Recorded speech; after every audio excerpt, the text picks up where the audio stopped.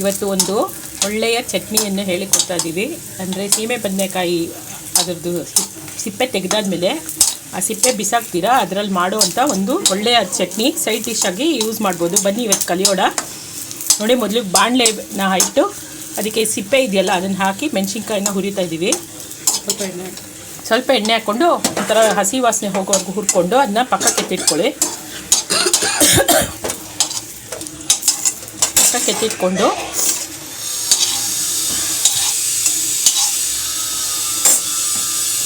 ಇದಕ್ಕೆ ಬೇಕಾಗಿರೋ ಐಟಮ್ಸ್ ಎಲ್ಲ ಇವಾಗ ನೋಡೋಣ. ನೋಡಿ, ಕಡಲೆಬೇಳೆ ತೊಗೊಂಡಿದ್ದೀವಿ. ಒಂದೂವರೆ ಸ್ಪೂನು ಅಥವಾ 1 ಸ್ಪೂನ್ ಎಷ್ಟಾದರೂ ತೊಗೋಬೋದು. ಕಡಲೆಬೇಳೆನ ಹಾಕಿ ಫ್ರೈ ಮಾಡಬೇಕು. ಅಂದರೆ ಡ್ರೈ ರೋಸ್ಟ್ ಅಂತಾರಲ್ಲ ಅದು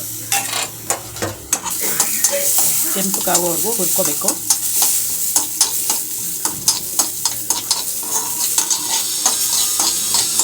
ಹಿಂದ್ಗಡೆ ಬ್ಯಾಕ್ಗ್ರೌಂಡ್ ನಾಯ್ಸ್ ಬರ್ತದೆ, ಅದಕ್ಕೆ ಕ್ಷಮೆ ಇರಲಿ. ನೋಡಿ, ಈ ಥರ ನಮ್ಮ ಚಾನಲಲ್ಲಿ ಹಲವಾರು ಒಂದು ಚಿಕ್ಕ ಪುಟ್ಟ ಇದನ್ನು ನಮ್ಮ ಚಾನಲಲ್ಲಿ ನೀವು ನೋಡ್ಬೋದು. ಮತ್ತು ವ್ಲಾಗ್ಸು ನೋಡ್ಬೋದು. ಅದರಿಂದ ಇವತ್ತು ಮಾಡ್ತಿರೋದು ಒಂದು ಸಣ್ಣದ ಅಡುಗೆ ಆದರೂ ಕೂಡ ಇದನ್ನು ರುಚಿಯಾಗಿ ತಿನ್ಬೋದು. ಅನ್ನಕ್ಕೆ, ಚಪಾತಿಗೆ, ದೋಸೆಗೆ. ಮತ್ತು ಸಿಪ್ಪೆ ಕಸದಿಂದ ರಸ ಅಂತಾರಲ್ಲ, ಆ ಥರ ನಾವು ಅದನ್ನು ಯೂಸ್ ಮಾಡ್ಕೋಬೋದು. ನೋಡಿ, ಇದು ಕಡಲೆಬೇಳೆ, ಇಲ್ಲಿ ಹುರಿದಿಟ್ಕೊಂಡಿರೋಂಥ ಸೀಮೆ ಬದನೆಕಾಯಿ ಸಿಪ್ಪೆ ಮತ್ತು ಒಣಮೆಣ್ಸಿನ್ಕಾಯಿ ಕೆಂಪಾಗುವಷ್ಟು ಹುರಿಬೇಕು. ಯಾವಾಗಲೂ ಸಿಮ್ಮಲ್ಲಿ ಇಟ್ಕೊಂಡೆ ಕೆಲಸ ಮಾಡಿದ್ರೆ ಏನಾಗುತ್ತೆ, ಕೆಂಪುಗೆ ಹದವಾಗಿ ರೋಸ್ಟ್ ಆಗಿರುತ್ತೆ. ಇದಕ್ಕೆ ನಾವು ಬೇಕಾಗಿರೋ ಇದೆಯಲ್ಲ, ಅಂದರೆ ಕರಿಬೇವು ಹಾಕ್ತಾಯಿದ್ದೀವಿ. ನೋಡಿ, ಈಗ ಕರಿಬೇವು ಅದು ಅಷ್ಟೇ ಫ್ರೈ ಮಾಡ್ಕೋಬೇಕು.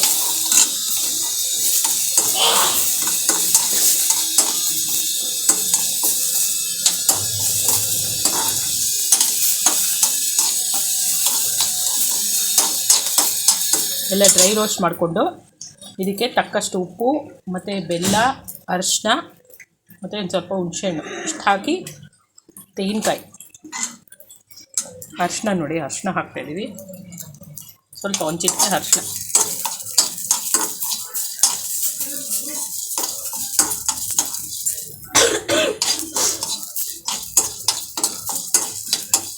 ಹೀರೆಕಾಯಿ ಸಿಪ್ಪೆಲ್ಲೂ ಮಾಡ್ಬೋದು, ಮತ್ತು ಇದು ಸೀಮೆ ಬದನೆಕಾಯಿ ಸಿಪ್ಪೆಲ್ಲೂ ಮಾಡ್ಬೋದು, ಚೆನ್ನಾಗಿರುತ್ತೆ.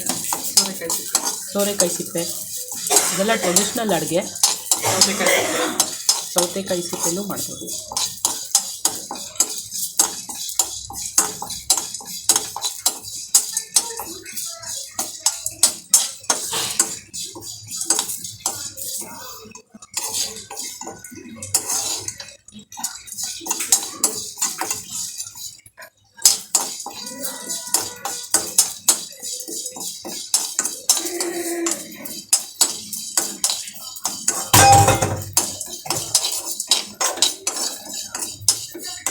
ಇನ್ನು ಚಾನಲ್ನ ಸಬ್ಸ್ಕ್ರೈಬ್ ಮಾಡಿ, ಶೇರ್ ಮಾಡಿ ಮತ್ತು ಲೈಕ್ ಮಾಡಿ. ಪ್ರೋತ್ಸಾಹ ಕೊಟ್ಟರೆ ಒಂದಷ್ಟು ಹಲವಾರು ವೈವಿಧ್ಯಮಯ ಮತ್ತು ಸಾಂಪ್ರದಾಯಿಕ ಅಡುಗೆಗಳು ಮತ್ತು ನಾವು ಹೋಗೋ ಜಾಗದಲ್ಲೆಲ್ಲ ಏನದು ವೈಶಿಷ್ಟ್ಯತೆ ಅದನ್ನು ತಿಳಿಸೋಕ್ಕೆ ಒಂದು ನನಗೆ ಆಪರ್ಚುನಿಟಿ ಸಿಗುತ್ತೆ. ಕಮೆಂಟ್ ಮಾಡಿದ್ರೆ ನಾನು ಇನ್ನೂ ಏನು ಇಂಪ್ರೂವ್ ಮಾಡ್ಕೊಬೋದು ಅಂತ ಅರ್ಥ ಮಾಡ್ಕೊಳ್ತೀನಿ. Thank you. ನೋಡಿ, ಇದು ರೋಸ್ಟ್ ಆಗಿದೆ, ಚೆನ್ನಾಗಿ ಕೆಂಪಗಾಗಿದೆ. ಇದನ್ನೆಲ್ಲ ತಕ್ಷಿಟ್ಕೋಬೇಕೀಗ.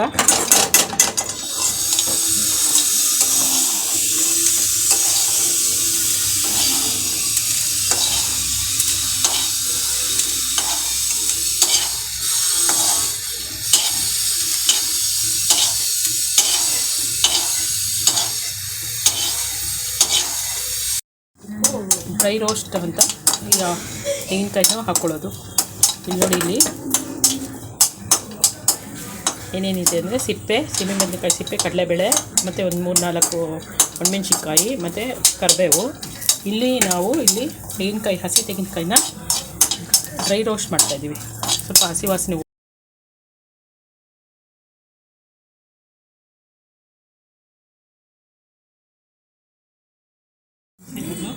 ಹುಣಸೆಹಣ್ಣು ಇವಾಗ ರುಬ್ಕೊಳ್ಳೋಕೆ ಬೇಕಾಗಿರೋದು, ಮತ್ತು ಬೆಲ್ಲ, ಶುಂಠಿ, ಮತ್ತು ಇದು ಎಲ್ಲ ಥರ ರುಚಿಗೆ ತಕ್ಕಷ್ಟು ಉಪ್ಪು, ಮತ್ತು ಎಲ್ಲ ಥರ ನಾವೇನು ಮಾಡಿದ್ದೀವಿ ನೋಡಿ, ಅದು ಡ್ರೈ ರೋಸ್ಟು ಮತ್ತು ತೆಂಗಿನಕಾಯಿ ಇದು ಡ್ರೈ ಮಾಡ್ಕೊಂಡಿದ್ದೀವಲ್ಲ ಅದನ್ನು ಹುರ್ಕೊಂಡಿರೋದು, ಇದೆಲ್ಲ ಸೇರಿಸ್ಕೊಂಡು ಮಿಕ್ಸಿಗೆ ಹಾಕಿ ರುಬ್ಬಿದ್ರೆ ಈ ಚಟ್ನಿ ರೆಡಿ.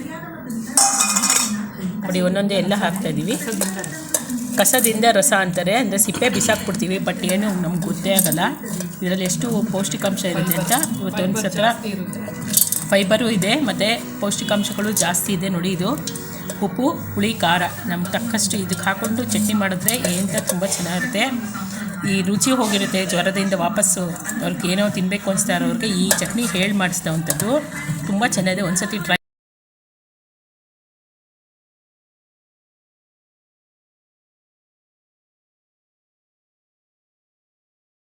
ಎಲ್ಲ ಪದಾರ್ಥಗಳನ್ನು ಹಾಕ್ಕೊಂಡು ಆಮೇಲೆ ರುಬ್ಬಿದ ಮೇಲೆ ನೋಡಿ ಈ ಥರ ಇರುತ್ತೆ. ಅದ್ರ ಮೇಲೆ ಒಂದು ಸ್ವಲ್ಪ ಅಟ್ರಾಕ್ಟಿವ್ ಕಾಣೋಕ್ಕೆ ಹಸಿ ಕ್ಯಾರೆಟು ಮತ್ತು ಕೊತ್ತಂಬರಿ ಸೊಪ್ಪು ಅಲಂಕಾರಕ್ಕೆ ನೋಡಿ ಎಷ್ಟು ಚೆನ್ನಾಗಿ ಕಾಣಿಸ್ತದೆ ಕಲರ್.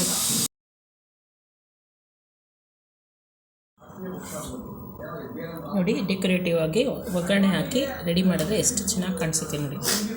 ನೋಡಿ ಸೀಮೆ ಬದನೆಕಾಯಿ ಸಿಪ್ಪೆಯ ಚಟ್ನಿ ರೆಡಿ ಟು ಈಟ್. ಇದು ಚಪಾತಿ, ಚಟ್ನಿ, ಅನ್ನ ಎಲ್ಲದಕ್ಕೂ ತುಂಬ ಚೆನ್ನಾಗಿದೆ. ಸಮ್ಮರ್ಗೆ ಹೇಳಿ ಮಾಡಿಸಿದ ಅಡುಗೆ. ಒಮ್ಮೆ ಟ್ರೈ ಮಾಡಿ ಹೇಗಿತ್ತು ಅಂತ ಹೇಳಿ. ಹಾಗೆ ನಮ್ಮ ಚಾನಲ್ಗೆ ಸಬ್ಸ್ಕ್ರೈಬ್ ಮಾಡೋದು ಮರಿ.